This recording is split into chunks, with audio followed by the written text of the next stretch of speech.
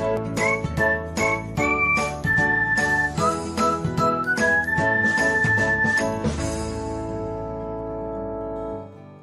everyone, welcome back to another episode of Technologyglance.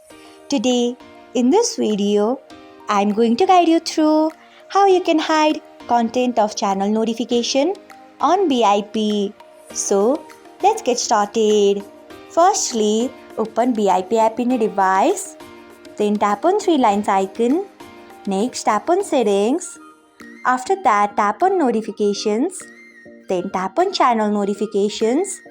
Next, you can see the option of lock screen. Turn off it by tapping on it. Next, tap on save. So, this is how you can hide content of channel notifications on BIP. Thanks for watching. If you found this guide helpful, we would love it if you hit the thumbs up button below.